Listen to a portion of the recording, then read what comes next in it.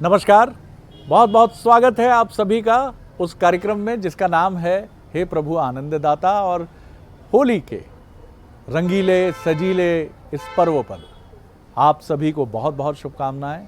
और जितने भी हमारे दर्शक हैं उन सभी के लिए हमारी ये हृदय से कामना है कि हंसी का, खुशी का, प्रसन्नता का, आत्मिक संतोष का रंग गुलाल उनके घर आंगन में हमेशा छिटका रहे और उनके भाल पर प्रसन्नता, आत्मिक संतोष, जीवन को समझने की दृष्टि, ये सब रंग की तरह हमेशा दमकते रहे। निश्चित तौर पर बहुत ही उल्लास से भरा एक पर्व जिसका इंतज़ार सभी को रहता है, क्योंकि होली जो त्यौहार है ये रंग का और उमंग का त्यौहार है।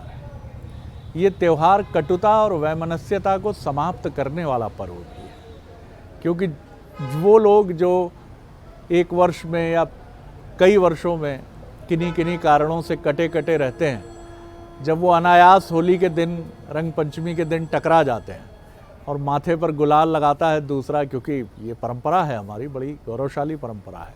और जब हम गले मिलते हैं तो ऐसा लगता है कि जो मलिनता थी मन की, वो सब इन रंगों के साथ धुलकर, निखर कर, बहकर समाप्त हो चली है। और अब ये मन बिल्कुल एकदम खिल गया है।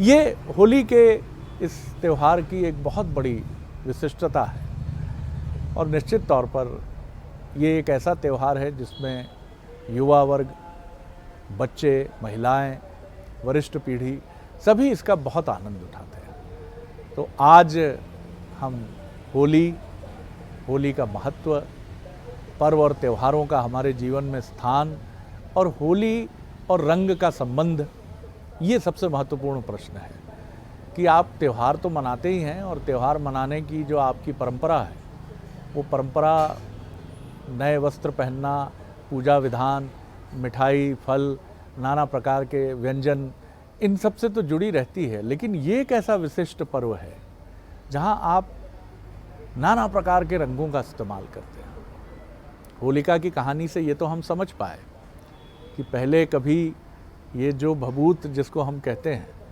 जिस प्रहलाद जिस होली में बैठे होलिका के साथ, वहाँ से ये परंपरा आरंभ हुई। लेकिन ये रंगों तक कैसे पहुँची हम समझेंगे। हमारे साथ हैं मानस मर्मज्ञ, भगवत गीता के अध्येता प्रोफेसर डॉक्टर सुरेंद्र बिहारी गोस्वामी। प्रणाम करता हूँ गोस्वामी जी, बहुत शुभकामनाएं आपको भी होली की।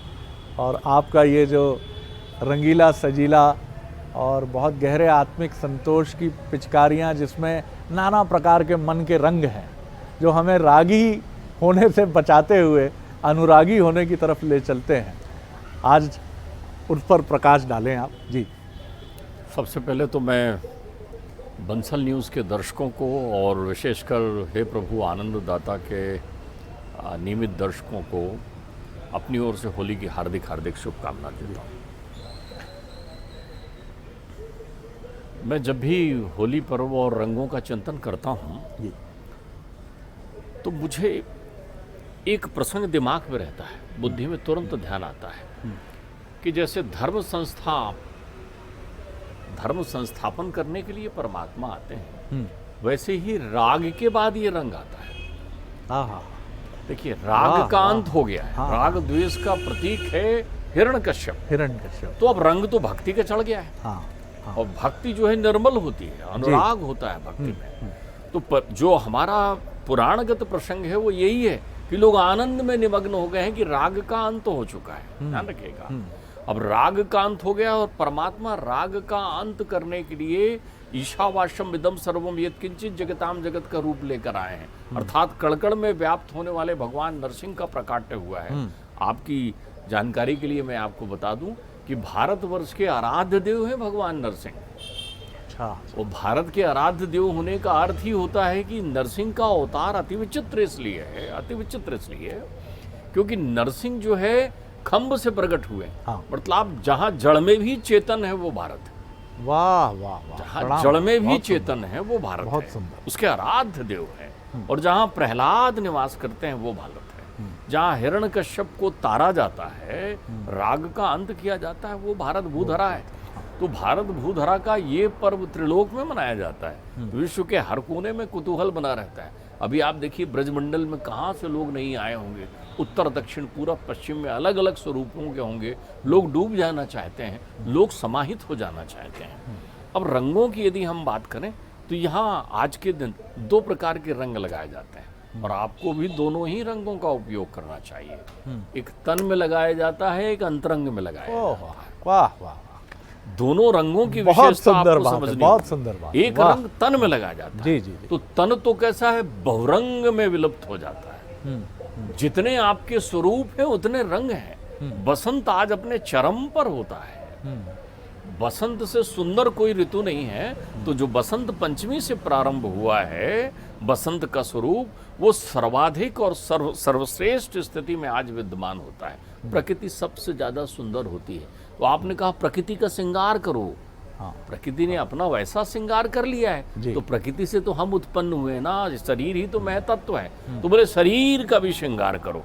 तो बोले कौन से रंग से श्रृंगार करें? बोले प्रकृति के जितने रंग हैं सबसे श्रृंगार कर लो। ध्यान रख लेना, ये हमारा भ्रम है।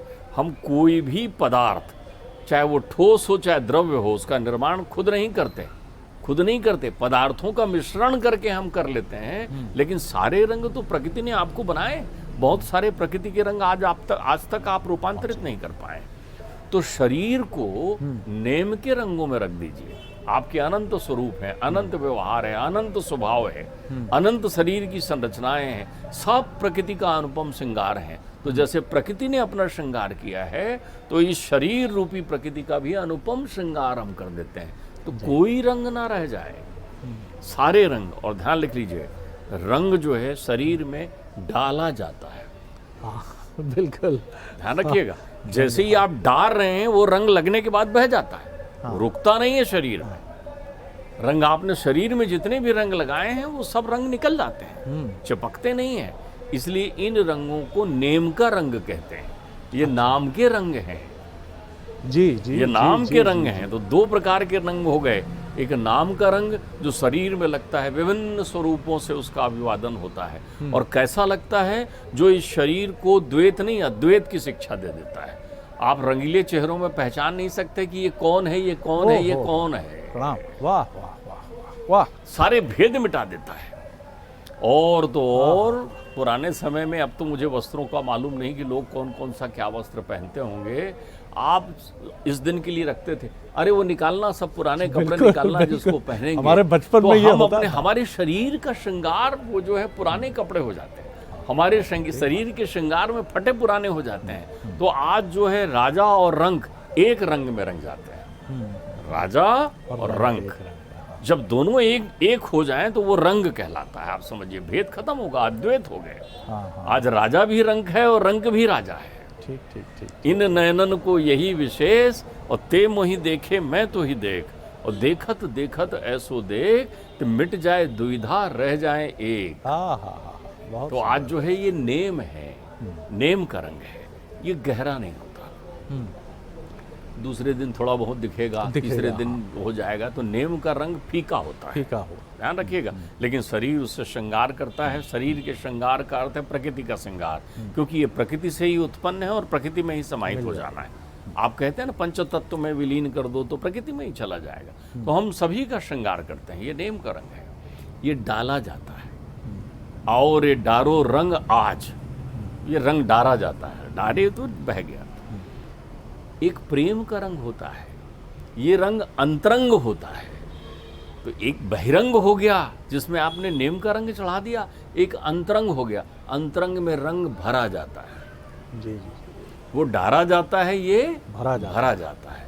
तो हमारे अंतरंग के रंग निश्चित है। आज रंगने का समय होता है। आज ध्यान रखिए, बहुत सारे अबोला आज बोलने लग जाते हैं। एक दूसरे के साथ जानी दुश्मनी रखने वाले, जो बिल्कुल एक दूसरे की शक्ल नहीं देखना चाहते, उनके भी आज मिलने का दिन है। आज सब प्रकार के भेद भुला देने का दिन है। आज तो आलिंगन करने का दिन है। आज तो समाहित हो जाने का दिन है। आज तो अभेद हो जाने का दिन है। इसलिए सावधान। मैं बल्कि अपने दर्शकों से निवेदन करूंगा कि बहुत दिन से जिनसे रूठ गए हैं, बहुत दिनों से जिनसे बातचीत नहीं है, आज सब भूल के बढ़ो ना आगे। तो बोले कौन बढ़े, ऐसा बैठे रहेंगे, ध्यान रखना, जो बड़ा होगा वो बढ़ जाएगा, जिसमें बड़प्पन होगा वो बढ़ जाएगा। बड़ा भाई बैठा हुआ है कि छोटा मुझको मना नहीं रहा है, छोटा बैठा हुआ है कि बड़ा नहीं, बड़े का आप बड़े को मुझे मनाना चाहिए, तो आज देखिए दोनों बराबर हो गए हैं, दोनों एक ही रंग में रंग गए हैं। तो आज अच्छा हो कि बड़ा छोटे की तरफ बढ़ जाए और कहे अरे छोटे रंग लगा दूं तुझे, ये छोटा पहुंच जाए, आपके रंग लगाए बिना तो मेरा जीवन अधूरा है। तो आज मिल जाने का दिन है। अब अंतरंगता की स्थिति कैसी है? अंतरंगता के 4 भाग हैं। पहले मन को रंगिए। तो अध्यात्म से पूछा किसी ने, मन में कौन सा रंग भरें? डार लिया है शरीर में, तो बोले मन में कौन सा रंग भरें? तो बोले पीत रंग भर ले। पीत रंग वैराग्य का होता है। तो मन को आज विरागी बनाने का मन है। देखिए ना, सारे लोग ब्रज में गए हुए हैं, कन्हैया पीत वस्त्र धारण करके रखते हैं, मेरे राम लला वन में पीला वस्त्र पहनकर चलते हैं। विरागी हैं, वीतरागी हैं। निर्मल करने के लिए मन का रंग कौन सा होना चाहिए? पीत रंग। पीत रंग वैराग्य का प्रतीक है। तभी आपने देखा होगा जितने साधु सन्यासी बाबा जी हो जाते हैं वो सब तुरंत पीला पहन लेते हैं, तो उनका बाहरी आवरण पीला है। जिस दिन भीतर में पीला रंग रंग गया उस दिन कहना क्या है? तो मन को आज पीले रंग में रंग, वही पीला रंग जिस पर मीरा कह रही है कि मैं ऐसी पीत रंग की साड़ी पहन करके शाम की चाकरी करूंगी। आज तो शाम मोहे रंग दे, वो कह रही है। कौन से रंग में? पीत रंग में रंग। तो ये पीतांबरी करने का दिन है मन को। वाह, आज मन में पीत रंग भर लीजिए, ये वैराग्य का है। मन को बता दीजिए आज विषयों के बहुरंग निकाल दे, आज इतना निर्मल हो जा कि आज पीत रंग रंग ले, पीला रंग रंग ले। आप जब ये बात कह रहे हैं तो यहाँ सामने रखे पीले रंग पर भी मेरी निगाह ठिठक गई है। कितनी सुंदर आपने पीतांबरी, कितना सुंदर शब्द आपने ये कहा। पीतांबरी धारण करने का दिन है आज मन में। जी। मन अगर आपका वैरागी हो गया तो आप तो संसार के सारे चक्रों से मुक्त हो गए ना। वाह, फिर तो आप विरक्त हो गए, आनंद ही आनंद समा गया। पीत रंग भर लीजिए आप मन में। जी। अब बोले साहब बुद्धि में कौन सा रंग भर लो? हाँ। बुद्धि में जरा केसरिया रंग भर ले, केसर का रंग भर ले। हाँ, हाँ। केसर जो है ज्ञान का प्रतीक है। जी जी जी। वैरागी तो मन हो गया है, लेकिन बुद्धि में ज्ञान का रंग भर ले आज। तो बोले ज्ञान क्या है? हमारी इस पर आपसे चर्चा हुई है कि तू संसार की नश्वरता और काया की नश्वरता को समझ ले और सोच ले। अपनी बुद्धि को कहा कि मुझे कुछ ना कुछ करना है। कुर्वन्ने वे कर्माणि जज विशेष शतम क्षमा। ईशावास्योपनिषद कहती है कि तुझे 100 वर्ष तक इस संसार में जीना है। कैसे? कर्म को आनंद मानकर ध्यान करना है, क्योंकि ऐसा कर्म कर जिससे उसकी अनुभूति हो सके। और उसकी अनुभूति का अर्थ होता है अपना काम मत कर, लोगों का काम कर। क्या बात। क्योंकि स्वार्थ का काम कामकाज है और परमार्थ का काम रामकाज है। रामकाज है। तो आज रामकाज करने का दिन है। तो बुद्धि में उस ज्ञान का रंग भर ले। तो ज्ञान का रंग कैसा होता है? केसर के रंग का होता है। तो केसरिया कर ले आज, बुद्धि को भर ले। बोले अच्छा बुद्धि भी रंग लिया, तो बोले अब अहंकार को कौन से रंग में रंगूं? अहंकार को रंगना होगा ना। तो अहंकार को किस रंग में रंगूं? क्योंकि यही अहंकार तो संसार में मैं बोलता है। अहंकार अपनी मयता को कौन सा रंग दे? तो बोले जरा आसमान को देख, अद्वैत का रंग चढ़ा, नीलांबर कर ले। हाँ हाँ हाँ। नीला रंग न्याय का रंग है। जी जी जी। नीलांबर अनंत आकाश है, अद्वैत का रंग है। इसलिए आप न्याय के देवता शनि की आराधना करते समय क्या कहते हैं? नीलांबर क्षमा भाषम। क्या बात। उनको नीलांबर कहते हैं, नीला रंग है उनका, क्योंकि वो न्याय के देवता है। तो आज अपने अहंकार को अद्वैत बना ले। आज मुट्ठी को खोल देना, आज मुक्ता आकाश में समाहित हो जाना। क्या आज घटा आकाश को खत्म कर देना। खिड़की से झरोके से कब तक देखेगा बाहर? आज खिड़की से बाहर निकल कर आ जा, खुले आसमान में समाहित हो जा। तो जब तेरी आत्मा को ये इस बात का एहसास हो जाएगा कि तू अनंत है, आकाश है, विकराल विशाल है, तू अनादि है, अखंड है, तो फिर नीला हो जाएगा। वो गाना गाते हैं ना, नीला आसमां। अरे नीला आसमां क्या है साहब? वही है अनंत। वाह वाह। आज बूंद को समुद्र में समाहित होने का दिन है।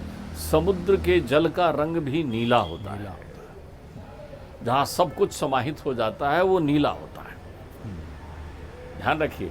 तो परमात्मा का जब हम वर्णन करते हैं, परमात्मा के स्वरूप का, जिसको कहते हैं ना श्याम रंग रंग दे, ये श्याम का रंग वही है। परमात्मा का रंग श्याम क्यों है? क्योंकि परमात्मा तो श्याम है ना। पूछा था ना उद्धव से सखियों ने, जब वो कहने लगे कि अरे वो तो द्वैत हैं, परब्रह्म परमेश्वर हैं और आप उनको अपने में बांध कर रखे हैं। बोले हमने कहाँ बांधा है, उनका स्पर्श जिसने किया वो नीला हो गया, वो श्याम हो गया। जिस अहंकार ने उनका स्पर्श किया, जिसने उसको समझ लिया अरे मैं शरीर नहीं हूँ, आत्मा हूँ, दिव्यता हूँ, वो उन्हीं के रंग में रंग गया।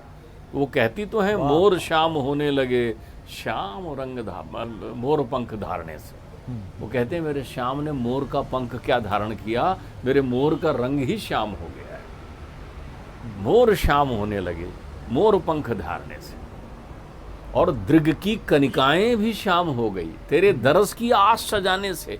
आंखों ने सोचा कि कन्हैया कब मिलेंगे, परमात्मा के दर्शन कब होंगे, तो इनका तुरंत रंग श्याम हो गया, हृदय का रंग श्याम हो गया। अरे यमुना का जल भी श्याम हो गया उनके स्पर्श कर देने से। क्या बात है। आप देखिए बांसुरी उन्होंने बजाई क्या तो बांस भी श्याम हो गए। वो कहती हैं गोपिकाएं, वो निशाकर जो ऊपर है, लोगों ने उनका नाम उनके साथ लगा दिया। कृष्ण की मुखाकृति चंद्र से जोड़ दी, कृष्ण चंद्र कह दिया, तो वो चंद्रमा में भी बीच में श्याम दिखने लगा। बोले आप ये तो देखो, भाव देखिए, अरे कमाल है, भाव देखिए अंतर्मन वाह के। वाह वाह। तो आज जो है अपने अहंकार को अद्वैत कर लीजिए, नीले रंग में रंग लीजिए। वो बोले चित्त को कौन से रंग में रंगूं, ये चित्त जिसमें चित्र अंकित होते हैं। तो बोले इसको धवल कर ले।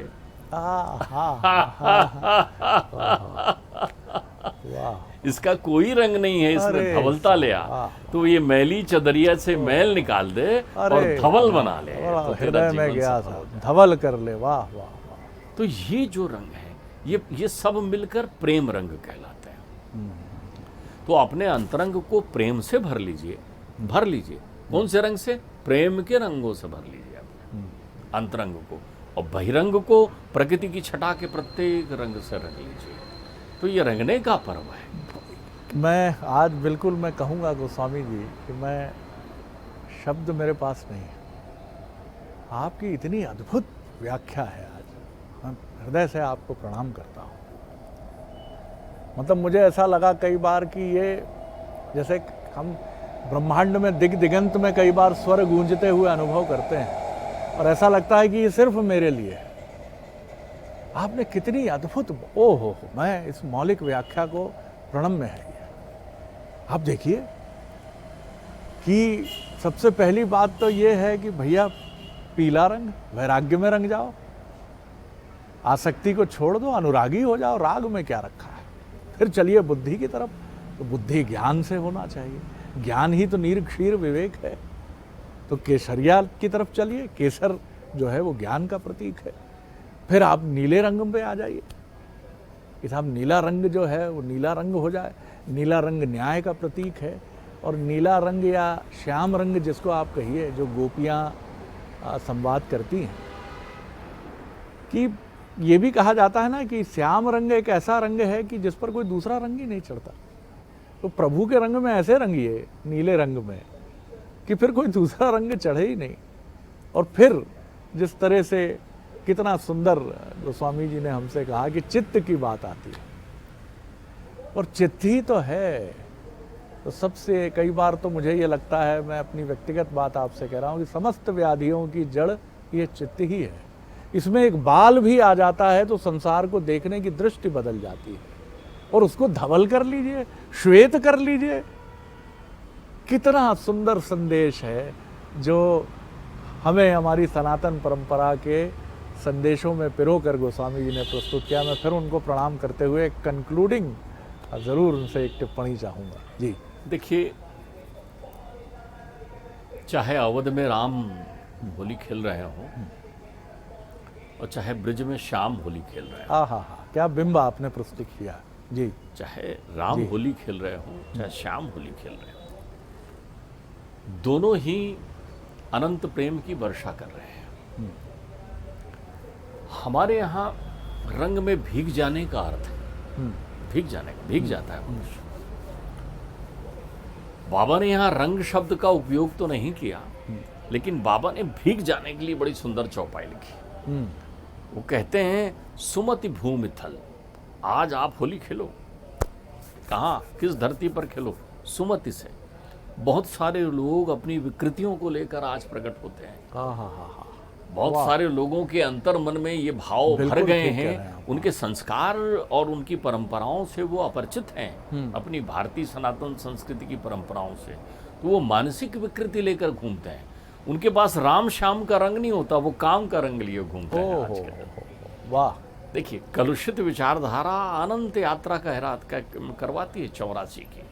आप अपने अंतर जिस चित्त में जो है, प्रेम का अर्थ ही होता है जहाँ काम ना हो, जहाँ काम ना हो, राम होते हैं प्रेम में, ध्यान रखिएगा। तो वो जो है उनके सावधान करने की इतनी सुंदर बात कही है, सुमति भूमि थल और हृदय अगाध हो।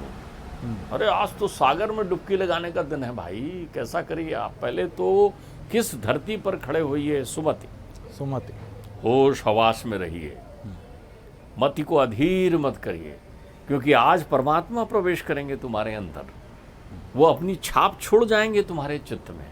आज तुम एक दूसरे का हृदय जीतने के लिए बैठे हुए हो, एक दूसरे के हृदय से हृदय मिलाने बैठे हुए हो। आज बड़ों का आदर करना है आपको, सुमति, प्रणाम करना है, आशीर्वाद भी लेना है, क्योंकि आज ही यश, कीर्ति, आयु, बुद्धि सब कुछ प्राप्त होगी आपको। आप अपनी परंपराओं से मत डिगिए, सम्मान और सारी प्रक्रिया रखिए।